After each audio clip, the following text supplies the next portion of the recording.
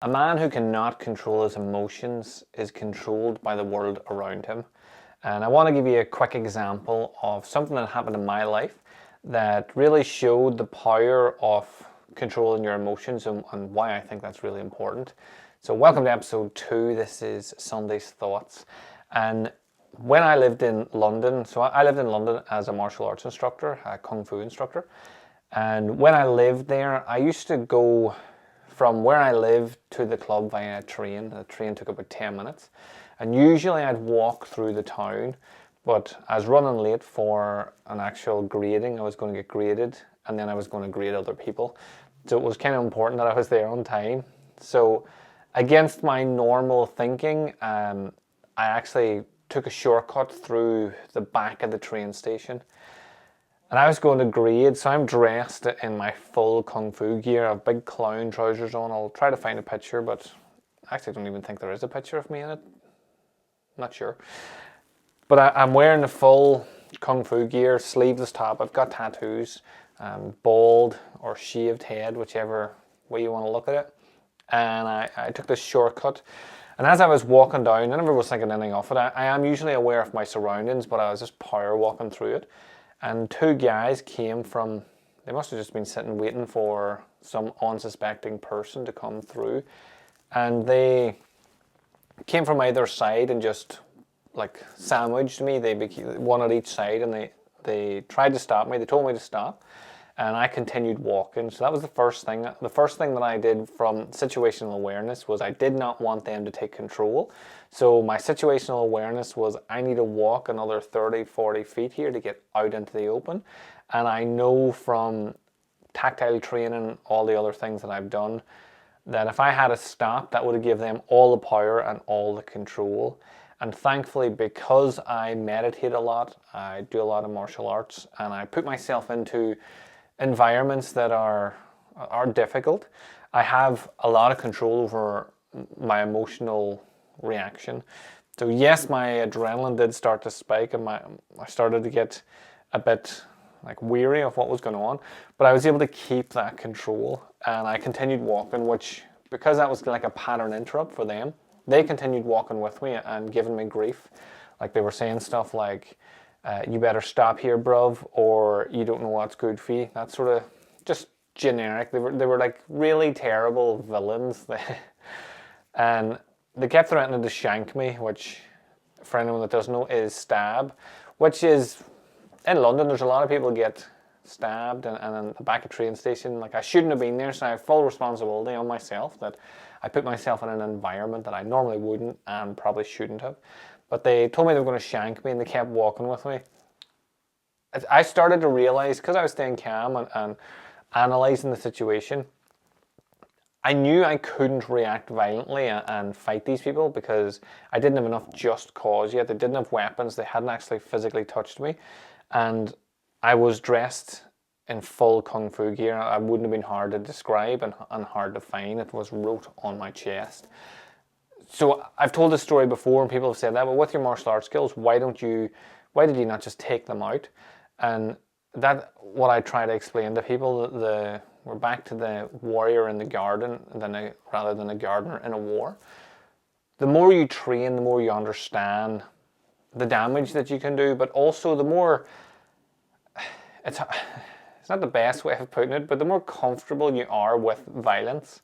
So instead of getting reactive because two people came out of nowhere and then I socked both of them in the mouth, sock them in the mouth, rather than doing that, I stayed calm and I continued with walking forward.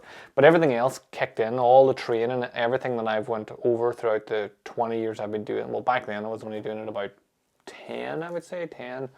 So I've been doing it about 20 years now. So hopefully I'd have even more control and understanding. But all the training kicked in. Like I wasn't just blindly walking, I was walking and looking to see if there was more people. Maybe I get further into this alleyway and more would appear. That would be a problem. Kind of like Rumble in the Bronx, I suppose. So back then I loved fighting and getting involved and stuff. So I probably would have loved it if it was Rumble in the Bronx style. I digress. So back to the point.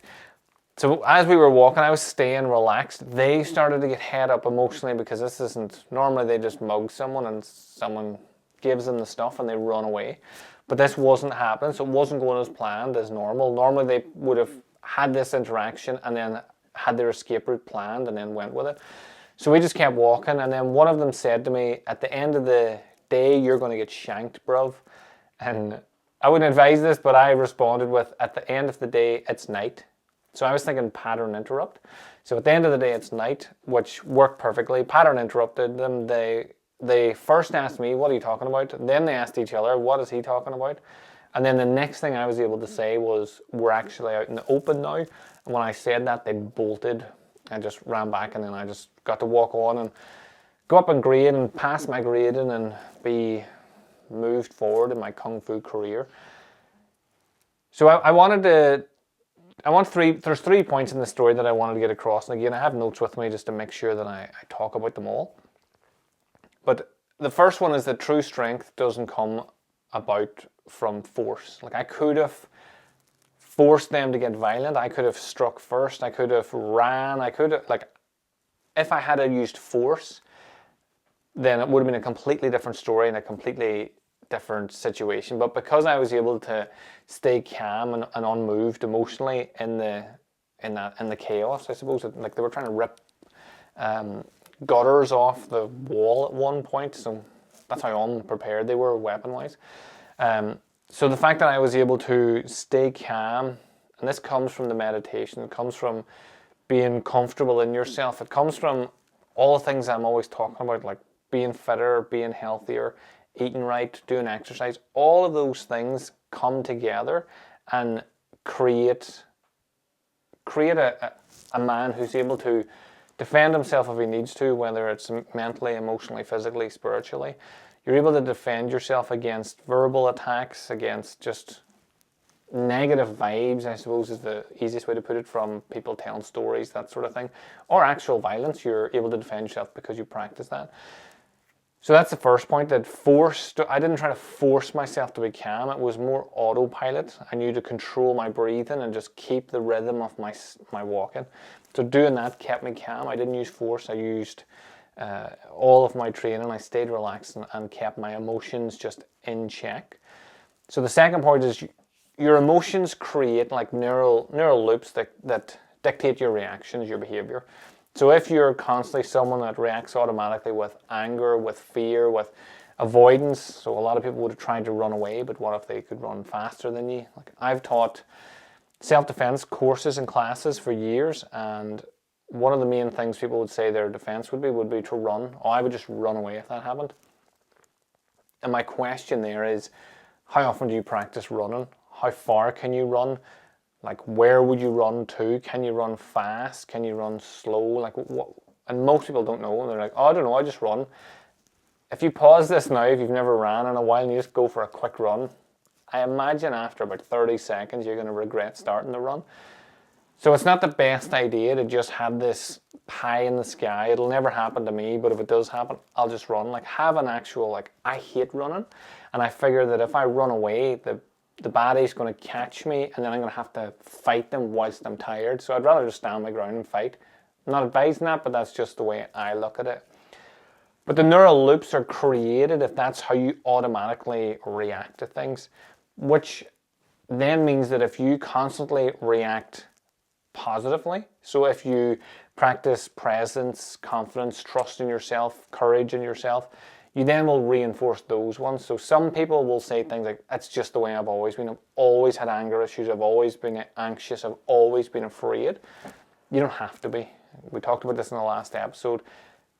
You're responsible for your change. So if you want to react like how I react, which was more relaxed, more positive, I showed myself courage and trust in my ability, and that was why nobody got hurt. Like, I could have fought them and got stabbed. I definitely would have won because I was a badass. Well, I still am a badass, but back then, I definitely would have won, but I would have had to deal with all the consequences that followed up with that. So it's just better that I didn't. So remember that what you repeat becomes habit. So if you start to repeat positive things, you become someone with more positive habits. And the third thing is that society conditions men to be emotionally volatile or completely disconnected. So usually men are one or the other. And I know for a long time I was disconnected, and then I got into martial arts and became more connected. And then over the last few years, I've got more in touch with emotions I just used to avoid because I felt they weren't beneficial to me for my goals. So, which was terrible. It was a terrible idea. So don't do that either. But we are conditioned. We're conditioned that men react violently or get angry or frustrated, or we just have no reactions and we just switch off. You don't want either of those because none of them are helpful. So I just wrote here, like, a true man doesn't suppress emotion. He owns them and sits with them. So I do not avoid the emotion anymore, whatever it is. I sit with it and try to learn from that. So those are the 3 points that I wanted to get across in my almost getting stabbed story.